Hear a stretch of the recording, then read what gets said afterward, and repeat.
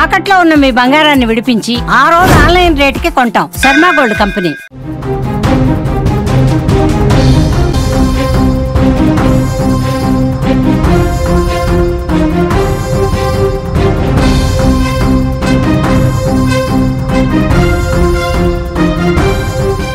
హైదరాబాద్లో మరో దారుణం చోటు చేసుకుంది. భర్త హత్యకు భార్య కుట్ర పన్నింది.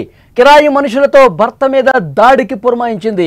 ఫుల్లుగా మద్యం తాగించి బీరు సీసాలతో తలపై కొట్టారు నిందితులు. స్పృహ కోల్పోవడంతో మరణించాడని అక్కడి నుంచి వెళ్ళిపోయారు. అదృష్టవశాత్తు భర్త రామ్దాస్ బతికిపోయాడు.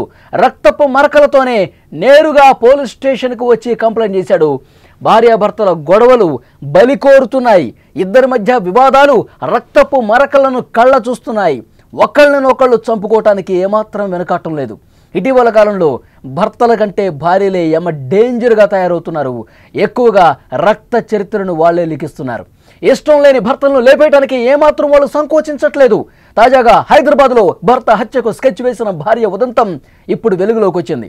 సినిమా స్టోరీని తలపించే ఈ సీన్లో అదృష్టం కలిసొచ్చి ఆ భర్త బతికి బయటపడ్డాడు. రక్తపు మరకలతోని నెత్తి మీద టపీ టపీ టపీ కొట్టేశారు పీరుబడ్డలతో. మొత్తం రక్తమైపోయింది. తల నిండా రక్తం కారుకుంటూ ఆ దుస్తులు కూడా రక్తపు మరకలు అంటుకున్న పరిస్థితుంది. ఇక అతను ఏమాత్రం కదలిక లేదు, చలనం లేదు, ఇక చచ్చిపోయాడు అనుకున్నటువంటి ఆ నిందితులు వాళ్ళందరూ కూడా అక్కడి నుంచి వెళ్ళిపోయారు. ఆ తర్వాత కాసేపటికి అతనికి ఆ సొమసిల్లి పడిపోయాడు, రక్త మరుగులో పడిపోయాడు. ఆ తర్వాత ఎలాగో అతని అదృష్టం బాగుంది, చనిపోలేదు. తేరుకొని చూస్తే పరిస్థితి మొత్తం అర్థమైపోయింది. నన్ను నా భార్య కిరాయి గూండాలతో చంపించే ప్రయత్నం చేసింది అని అతనికి అర్థమైంది. నేరుగా పోలీస్ స్టేషన్కి వెళ్ళాడు. వనపర్తి జిల్లా పెద్దగూడెం తండాకు చెందిన నానావత్ రామ్దాస్కు అదే ప్రాంతంలోని మర్రికుంటకు చెందిన జ్యోతి అనే మహిళతో 2009లో పెళ్ళయింది. దంపతులు ఇద్దరు పట్టుగూడు కోసం హైదరాబాద్ వచ్చారు. వాళ్ళకిద్దరు కుమార్తెలు కూడా ఉన్నారు. 3 ఏళ్ల క్రితం వివాదాల కారణంగా విడిపోయారు. తర్వాత రామ్దాస్ సొంత ఊరికి వెళ్ళిపోయాడు. ఇటీవల పెద్ద మనుషులు పంచాయతీతో అక్కడ ఒప్పందం కుదిరి మళ్ళీ హైదరాబాద్కు వచ్చాడు. నిజాంపేట మున్సిపల్ కార్పొరేషన్ పరిధిలోని రాజీవ్ గృహకల్ప సముదాయంలో ఉంటున్నారు.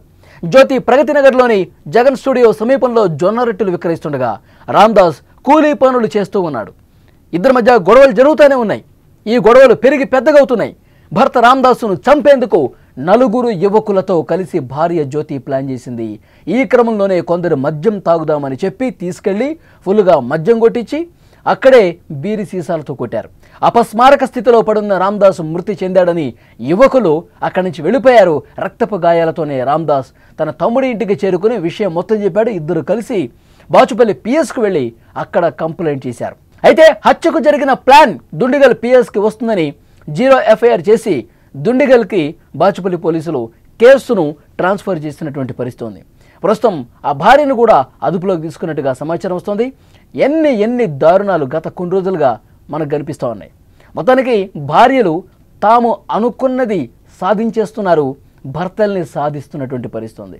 భర్తల్ని చాలా దారుణంగా కిరాయి గూండాలకు డబ్బులు ఇచ్చి మరి సుపారీ డబ్బులు ఇచ్చి మరి చంపించేస్తున్నటువంటి ఘటనలు ఈ మధ్యకాలంలో మనం చూస్తున్నాం. ఇద్దరి మధ్య గొడవలు ఉన్నాయి, కానీ ఆ గొడవలు పూర్తిగా సమసిపోయే విధంగా ప్రయత్నాలు చేయాలి. ఆ గొడవలన్నీ కూడా పూర్తిగా పోయే విధంగా పెద్ద మనుషులతో పంచాయతీ చేశారు ఆల్రెడీ. తర్వాత అంతా సర్దుబాటు కావాల్సిన పరిస్థితుల్లో కాకుండా ఇంకా గొడవలు ఎక్కువైపోవడంతో ఈ భర్తను ఈ భూమి మీద ఉండటానికి వీల్లేదు, ఇతన్ని చంపించేద్దామని చెప్పి 4 యువకులకి డబ్బులు ఇచ్చి మరి ఈ ప్లాన్ చేసింది భార్య. సో చాలా దారుణమైనటువంటి ఘటనగా చూస్తూ ఉన్నాం. ఎందుకంటే గతంలో కూడా చాలా సందర్భాల్లో భార్యలు భర్తల్ని ఎంత దారుణంగా చంపారో ఈ మధ్యకాలంలో చాలామంది చూసే ఉంటారు. పేపర్ తెరిస్తే చాలు, టీవీ పెడితే చాలు, ఫోన్ ఓపెన్ చేస్తే చాలు భార్యలు భర్తల్ని చంపించిన ఘటనలే. మేఘాలయ హనీమూన్ మర్డర్ దగ్గర నుంచి సోనం ఎంత దారుణం చేసింది. రాజా రఘువంశిని దారుణంగా మేఘాలయ తీసుకెళ్లి హనీమూన్ తీసుకెళ్లి ప్రేమను నటించి సుపారీ గ్యాంగ్కి డబ్బులు ఇచ్చి మరి గొంతు కోసి పెద్ద లోయలో పడవేసింది. ఆ తర్వాత ఏమాత్రం భయం లేకుండా, ఏమాత్రం అనుమానం రాకుండా నన్ను ఎవరో కిడ్నాప్ చేసేశారు, రఘువంశిని కూడా ఎవరో తీసుకెళ్ళిపోయారు, నన్ను ఇక్కడ పడేసి వెళ్ళిపోయారంటూ నాటకాలు ఆడింది. తర్వాత పోలీసులు ఇన్వెస్టిగేట్ చేస్తే బండారం మొత్తం బయటపడింది. ఆ తర్వాత ఇక్కడ తెలంగాణలో ఏం జరిగిందో చూసాం. ఆ తర్వాత గద్వాల్ దగ్గర పూర్తిగా తేజేశ్వర్ ఏ విధంగా హతమయ్యాడో మనం చూసాం. ఒక బ్యాంకు ఉద్యోగితో కలిసి ఐశ్వర్య ఎంత దారుణంగా తేజస్వర్ని చంపించిందో చూసాం. ఇలాంటి ఘటనలు రోజుకో చోట ఎక్కడో చోట కనిపిస్తూనే ఉన్నాయి. భార్యలు భర్తల్ని తమకు నచ్చకపోతే, కలిసి ఉండటం ఇష్టం లేకపోతే విడాకులు తీసుకొని దూరంగా ఉండాల్సింది పోయి, తమ బతుకు తాము బతకాల్సింది పోయి చంపించేస్తున్నారు. కొంతమంది ప్రియుడి మోజులో పడిపోయి ప్రియుడి కోసం కన్న బిడ్డల్ని కూడా కడతేరుస్తున్న పరిస్థితి. నిన్ననే ఒక దృశ్యం కూడా మనం చూసాం. హైదరాబాద్ నుంచి నల్గొండకు వచ్చింది, 3 సంవత్సరాలు కూడా లేవు చిన్న బాబుని అక్కడ నల్గొండ బస్టాండ్లో వదిలేసి ప్రియుడితో బైక్ ఎక్కి వెళ్ళిపోతా ఉంది. ఎంత దారుణం చూడండి. అసలు ఆ మాతృత్వం అయిపోయింది, కన్న పేగు బంధం ఏమైపోయింది. చిన్నపిల్లండి పాపం, అసలు వాడికి ఏమీ తెలియదు. బస్టాండ్లో అక్కడ కూర్చోపెట్టి ఒక చిప్స్ ప్యాకెట్ వాడి ముఖాన పడేసి ఎంత దారుణంగా ప్రవర్తించింది చూడండి. ఇంకా నవ్వుకుంటూ బైక్ ఎక్కి సరసాలు వెళ్ళిపోతుంది. ఆ విధంగా ఎంత దారుణం అంటే, మహిళలు ఎంత క్రూరంగా సైకోలుగా, ఇలాంటి వాళ్ళని ఏం చేయాలి? ఇంత దారుణంగా ప్రవర్తించే వాళ్ళని ఏం చేయాలి? ప్రేమను నటిస్తూ, ప్రేమ ఉన్నట్టు యాక్ట్ చేస్తూ ఇంత దారుణంగా చిన్న పిల్లల్ని కూడా ఇంత దారుణంగా అక్కడ ఒంటరిని చేసేసి వదిలేసి, పాపం ఆ బస్టాండ్లో అతను నిన్న వీడియో చూస్తే నిజంగా కళ్ళమ్మట నీళ్ళు వచ్చేయండి. అమ్మ అని చెప్పి వాడు ఏడుస్తూ ఉన్నాడు. బస్టాండ్ మొత్తం తిరుగుతూ ఉన్నాడు. ఎక్కడికి పోయింది? ఇక్కడే కూర్చొని ఉండాలి కదా, నా కోసం ఏమైనా కొనుక్కు రావడానికి వెళ్ళిందా, ఎందుకు నన్ను ఇక్కడ కూర్చోపెట్టేసి వెళ్ళిపోయింది, 1 గంట అవుతుంది 2 గంటలు అవుతుంది అని చెప్పి పాపం తిరుగుతూ ఉన్నాడు. కానీ ఈ మహాతల్లి ఏం చేసింది? వేరే వాడి బైక్ ఎక్కి నవ్వుకుంటూ సరదాగా గడపడానికి పోయింది. ఎంత దారుణం చూడండి. అసలు ఈ సమాజంలో విలువలు పూర్తిగా తుడిచిపెట్టుకుపోతున్నాయి. ఇన్స్టాగ్రామ్ మోజులో పడిపోయి, సోషల్ మీడియా మోజులో పడిపోయి అపరిచితుల్ని తమ ప్రియులను చేసుకొని తమ సుఖాల కోసం ఈ విధంగా బరితెగిస్తున్నటువంటి వీళ్ళని ఏం చేయాలి? ఉరి తీసినా పాపం లేదు. భర్తలను చంపించేస్తున్నారు.